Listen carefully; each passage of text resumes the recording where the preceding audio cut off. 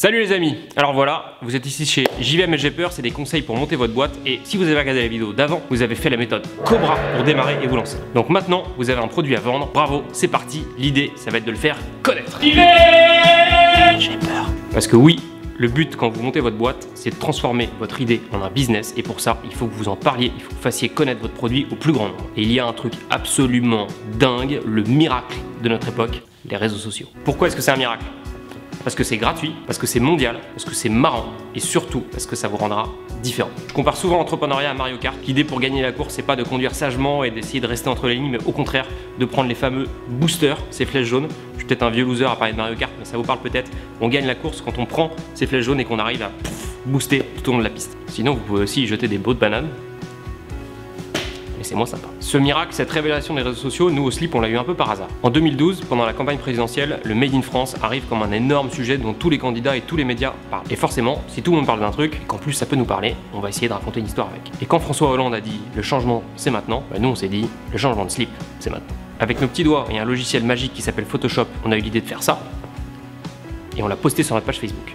Et là, complètement dingue, un peu par hasard, des milliers de partages parce que c'est le bon contenu au bon moment sur la bonne plateforme. Et forcément, des milliers de partages sur Facebook, ça fait des milliers de visiteurs sur votre site et ça vend beaucoup de slips. À partir de cette première idée qu'on a un peu lancée par hasard, on s'est dit qu'on allait mettre en place une vraie stratégie de contenu. Raconter notre histoire sur les réseaux sociaux, nos produits, nos usines, notre équipe, raconter un vrai contenu comme un magazine qui intéresse les gens. Pour vous aider à mettre en place votre stratégie de contenu, je vous ai concocté l'opération Booster. Dans cette opération Booster, il y a 3 choses. La veille, le calendrier de Mario et 3, qu'est-ce qu'on fait avec chacun des réseaux sociaux. Alors d'abord la veille. J'ai une mauvaise nouvelle pour vous, c'est pas parce que vous avez 25 ans et que vous avez un compte Instagram que vous avez compris comment ça marche. Le premier truc, c'est déjà de suivre tous les gens de votre environnement. Vos concurrents, les gens que vous trouvez bons dans votre métier. Cette première phase de gens que vous allez suivre va vous donner plein d'idées. Au-delà de ce premier cercle, il y a maintenant beaucoup de blogs et beaucoup de médias dédiés à l'innovation sur les réseaux sociaux. Moi, il y a 3 blogs que je vous recommande à suivre tous les jours. Le blog du modérateur, l'ADN et la réclame. Je vous conseille aussi de vous abonner à pas mal de newsletters. Il y en a une qui est hyper bien, c'est celle de l'agence We Are Social. Et enfin, le vrai sujet sur lequel il faut passer du temps pour faire de la veille, c'est Twitter. Identifiez les hashtags de votre métier. Pour nous, par exemple, le Slip, c'est Made in France, Startup, fabrication française, fabrication locale. Et passez du temps à regarder ce que font les marques sur ces sujets et surtout ce que font les personnes qui utilisent ou qui créent le contenu pour ces marques. Parce que forcément, derrière les comptes, il y a des vrais gens. Les community managers ont des profils perso, les content managers ont des profils perso. Suivez ces gens, suivez ce qu'ils font comme veille, regardez les comptes qui suivent, tirez un petit peu le fil de ce que vous pouvez trouver sur Twitter. C'est une mine d'informations. Passez-y beaucoup de temps. Et le dernier conseil que je peux vous donner, c'est Medium. Donc c'est la plateforme de micro-blogging dans Twitter. Pourquoi ? Parce qu'en fait, les fondateurs, ou en tout cas les gens qui créent ce contenu, parfois mettent des analyses un peu plus poussées, un peu plus profondes sur ce qu'ils voient, sur les tendances qu'ils pensent et surtout comment est-ce qu'ils imaginent le contenu dans leur marque. Donc passez du temps à identifier sur Twitter ces gens-là et derrière, allez regarder sur Medium ce qui se passe. Vous l'avez compris, il n'y a malheureusement pas de secret, il n'y a pas de raccourci. Si vous voulez être bon, si vous voulez avoir des idées, la première phase, c'est faire de la veille, d'y passer du temps. Vous ne pourrez pas devenir bon sans ça. Cette veille, organisez-vous comme vous voulez. Faites-la à une heure fixe de la journée ou faites-la un peu au fil du temps, comme moi. Ce qui est important, c'est de bien organiser les flux, surtout sur Twitter, d'avoir vraiment une remontée d'infos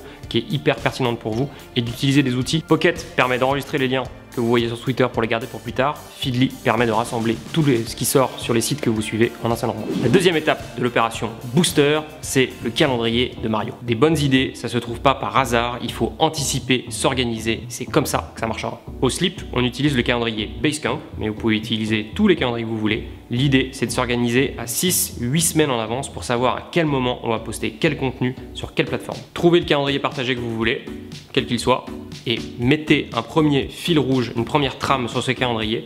Nous, on utilise l'outil Twitter Moment qui permet d'identifier tous les moments les plus hashtagés de l'année sur Twitter. Ce Twitter Moment, tous ces moments les plus hashtagés de l'année, ça va être tous ceux que vous pouvez imaginer assez facilement.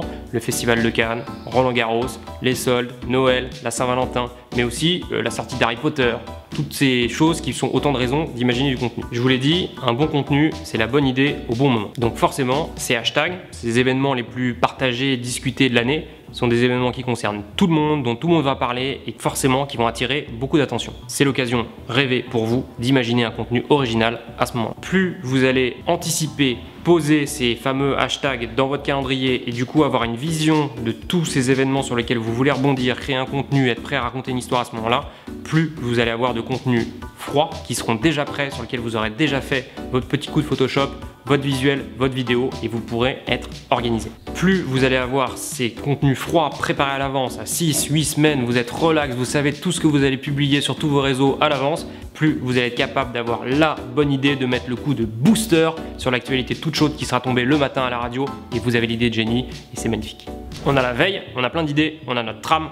Ok, maintenant on va la remplir. Alors, qu'est-ce qu'on met dans quel réseau? Ça, c'est une grande question et on va y aller petit à petit. On commence bien sûr par Facebook. Facebook, c'est la base, c'est la pierre angulaire de votre stratégie. C'est le réseau du quotidien, de l'actualité, de ce qui va se passer pour votre boîte. Pensez à votre premier cercle qui vous suit sur Facebook, votre grand-mère, votre oncle Bernard, bien sûr. Pensez à eux, en fait, vous êtes en train de raconter le quotidien, de rebondir sur l'actualité. Donc Facebook, pensez actualité, pensez rigolo, pensez décalé. Dites-vous que chez nous, on essaie de faire 4 à 5 posts par semaine, qu'on essaie surtout de faire des vidéos. Ça reach entre 2 et 3 fois plus, donc ça touche entre 2 et 3 fois plus de gens que des photos. Regardez, il y a des analyses ici. En tout cas, passez-y du temps. S'il y a 40 millions de Français sur Facebook, vous ne pouvez pas les louper. Un super exemple de contenu qui a très bien marché pour nous, c'est le Winter is Coming, qu'on a sorti bien sûr le jour de la sortie de la nouvelle saison de Game of Thrones. Instagram, évidemment, c'est là où il se passe beaucoup de choses en ce moment, il faut envoyer du rêve. Sur Instagram, vous avez 6 ou 9 petits visuels pour raconter en une seule fois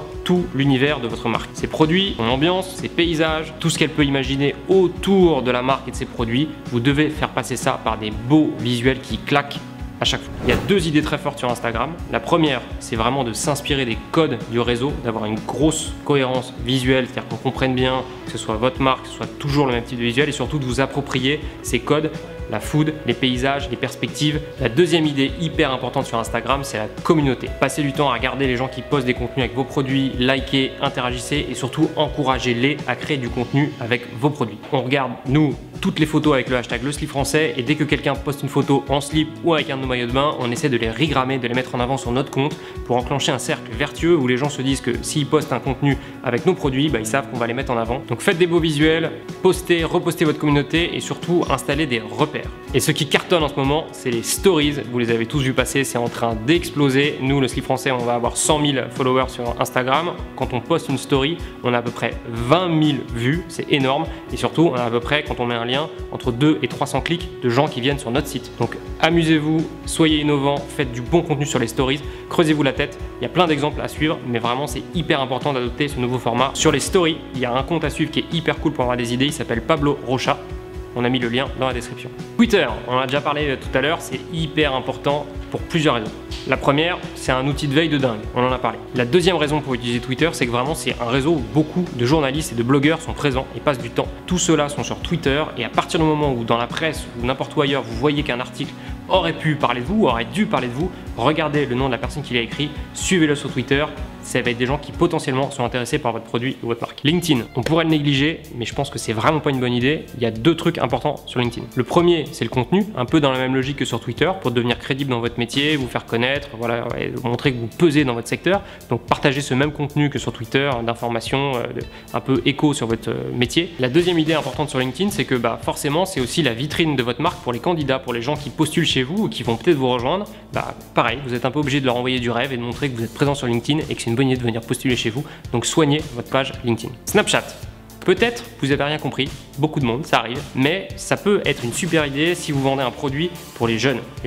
Moi je suis un vieux, je sais pas, enfin bref, si vous vendez un produit pour les 15-20 ans, essayez d'y passer un peu de temps, de comprendre comment ça marche, mais pour moi Snapchat c'est avant tout un réseau de communication entre particuliers, c'est une messagerie, c'est pas un réseau sur lequel on va suivre une marque, donc je pense qu'en organique ça n'a pas beaucoup d'intérêt, sauf si vraiment vous vendez un produit ciblé pour ces gens jeunes, et à ce moment là il faut le comprendre, donc y passer du temps. Pinterest, alors si vous êtes architecte ou vous montez une boîte dans la déco, allez-y, passez du temps, sinon je pense que c'est pas le réseau par lequel il faut démarrer. Et YouTube dans tout ça, YouTube c'est le 2e site mondial, donc les gens y passent beaucoup de temps, c'est un super moyen de vous raconter en vidéo, d'aller répondre aux questions des gens qui sont intéressés par votre marque, mais pour créer du bon contenu comme on essaie de le faire là, c'est hyper dur. Regardez un peu les coulisses de tout ce qu'il faut pour le faire. Donc YouTube, hyper cool, mais vous l'avez vu, c'est du boulot. En tout cas, si vous êtes là, c'est que déjà ça vous plaît, et là, on est content. Vous l'avez compris, les réseaux sociaux, c'est clé. Mais par contre, pour faire sortir le Mario qui est en vous, il faut vous organiser, il faut travailler votre veille pour pouvoir sortir le bon contenu au bon moment sur la bonne plateforme. Et clairement, on ne peut pas tout faire, alors commencez par ceux qui sont le plus pertinents pour vous. N'essayez pas de tout faire au début. Voilà, j'espère que cette vidéo vous a été utile. On a parlé du contenu organique, du contenu gratuit sur vos pages. Le sujet de la prochaine vidéo, ça sera le contenu payant, le fameux web marketing qui vous permettra d'accélérer encore plus votre boîte. Si ça vous a plu, vous pouvez liker et partager. Laissez vos commentaires en bas et abonnez-vous ici. À très vite et vive le slip!